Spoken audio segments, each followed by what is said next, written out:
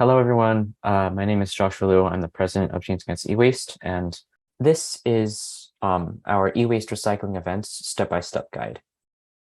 So here are some models that have been proven to be successful. First, we have the school-based, which is when you host events at a school or district-wide, which is what I did. As you can see on the top picture, um, this is one of the events that I did for e-waste recycling. We collected over 4,000 pounds of e-waste and over 7,000 batteries in 3 hours in just the school parking lot. The second one is community-based, which is what Caitlin did. And basically, you just host events at the city or community designated location. So you can see number two, over 3,000 pounds of e-waste and over 3,000 batteries in also 3 hours in the community parking lot. Lastly is collaboration. You could just collaborate with existing e-waste events or organizations. This is what Brian did. And the third picture in the bottom right, you can see in 15 hours, Brian worked with a nonprofit organization to process and recycle over 8,000 pounds of e-waste. So here's the first model, school-based. There are three parts. First is approval, because you need to, before you put any effort into your project, you need some approval so that nothing goes to waste, right? And for the second step, you need to secure the pickup because you need some sort of company or organization to provide a pickup service for free. And lastly is advertise. That's because you need to get people to come to recycle e-waste. Yeah, so the first step, approval. Is there just some sort of event happening to make your event convenient, such as an upcoming environmental holiday, like the National Recycle Week? That's what I used for my event.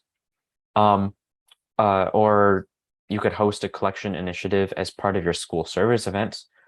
For mine, we have this event called Servathon. It's basically a Memorial Day in memory of Martin Luther King Jr. as just like a service day where a bunch of students come together and we just do lots of service things. So that's what I used for my e-waste collection. You could also volunteer or collaborate with your city's e-waste collection event. So make sure you keep these in mind. Don't make the event seem forced or rushed so that, it has a good appearance and it'll perform well.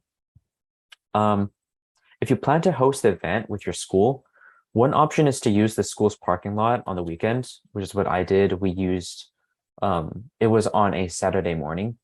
Yeah, but make sure you get pre-approval from your school admin and tell them that you can reach out to secure a free container drop-off and pickup. Otherwise, it'll be kind of hard for them to accept, right?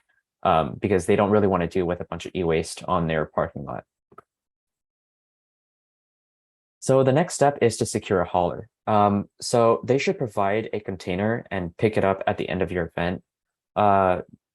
You also want to make sure that they will offer it for free. Companies are paid by recycling centers to deliver these e-waste, so you won't have to pay for that. An example is the trash company for your school. You could find their phone number on one of the dumpsters if you can find one. They already have a permit to put a container on school property. E-waste organizations, they may need a permit to put containers on school property. So if you want to use a organization, make sure that you contact them early. But what I did was I had these two choices, but I chose the trash company because it was easier, it took less time. So yeah. Advertise. So advertising is very important. You need to contact someone that can send a district-wide announcement or just some mass announcement. Or you could also include your repetitive announcements with a school newsletter. Repetitive is very important because you need to keep on reminding people, because if they see it repetitively, they'll retain that information easier. Make sure you have a flyer with information, including e-waste items accepted and not accepted by your hauler. You could also include household batteries to package separately so that you could, collect some for 1 MB on the side, since the hauler most likely won't accept them. The ones that you contact, they may, but the one that I used for my event, they didn't accept them, so I had to ask people to just bring them separately, and we just put them in a box and stored them. Yeah, so you could also get volunteers from other clubs. It's actually really easy. You just talk to some people, make some connections.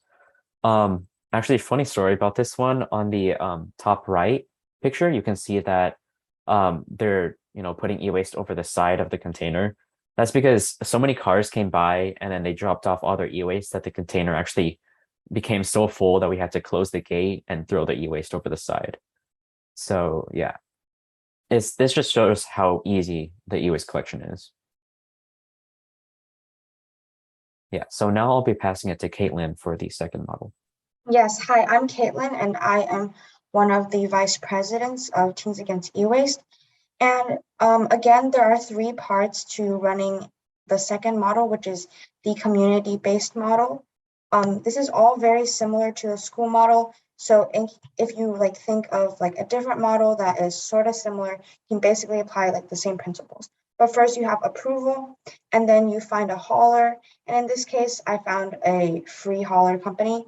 And then third, you have to promote. And so first approvals. So this part is optional, but it definitely helps with promotion and in general, making sure your event is safe and stuff if you have the city approval. So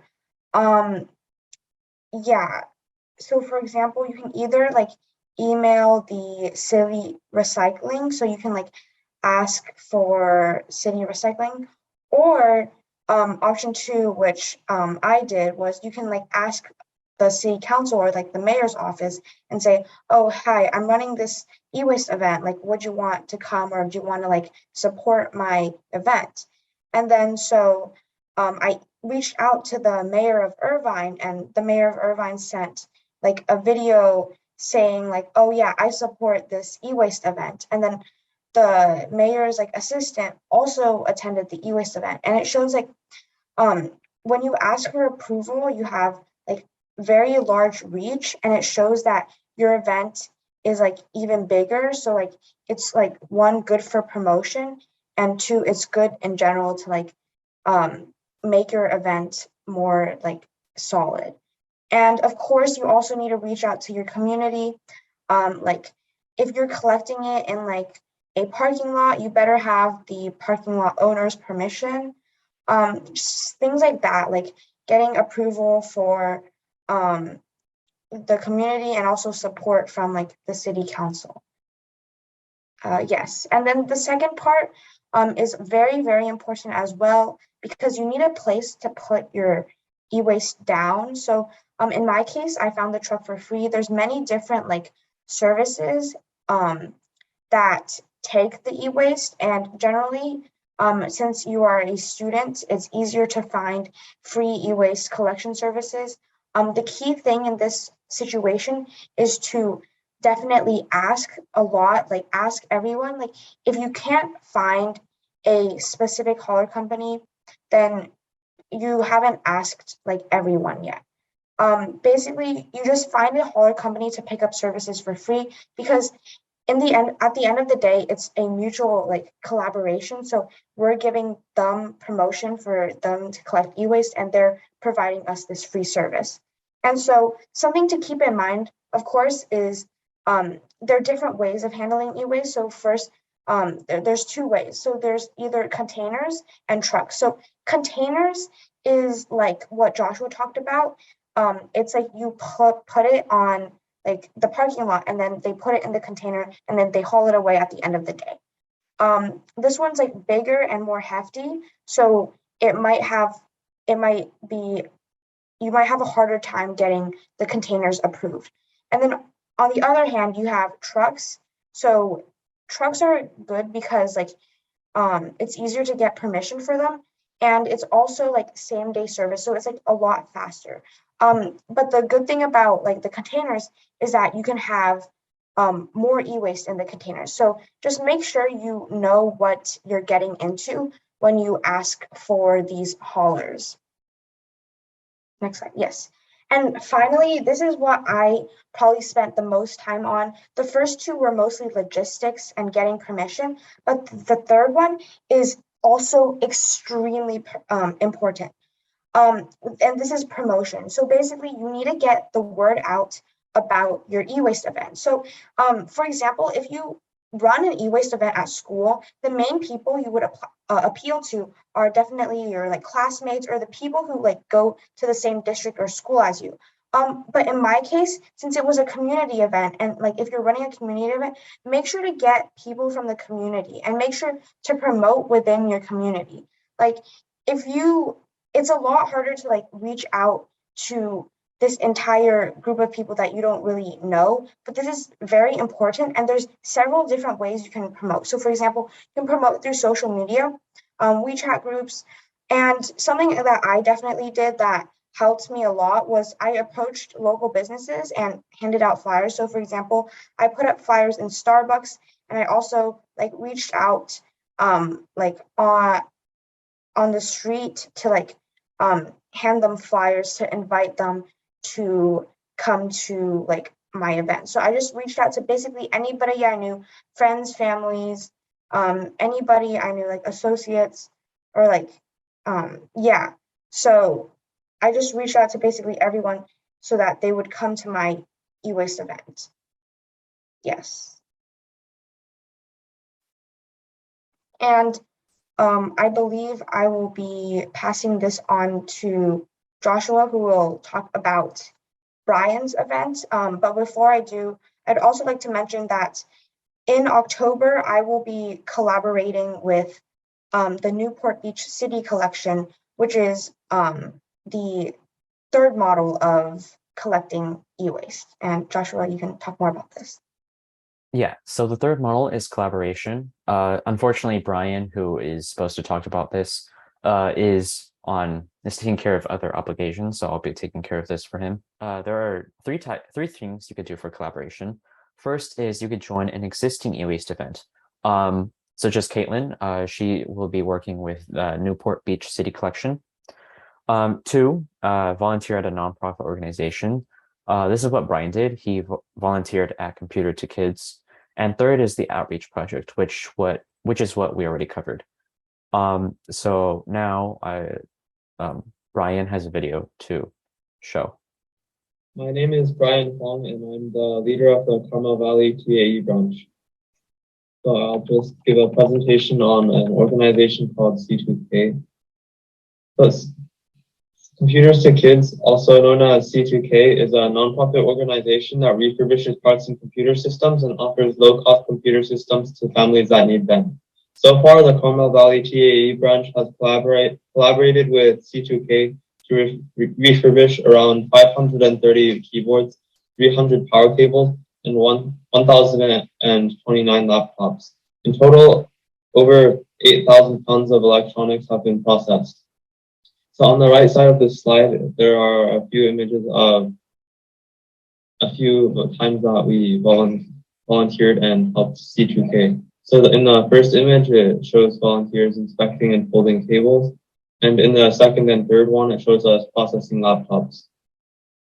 So I came to know about C2K through my parents. They were familiar with an organization called Youth Care Club, YCC, which holds events to help various communities.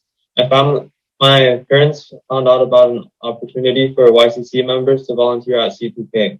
I decided to volunteer weekly in order to help reduce the amount of e-waste. I recommend that members of TAE branches search for opportunities by asking family members or other people that may know about chances to deal with e-waste. Thank you.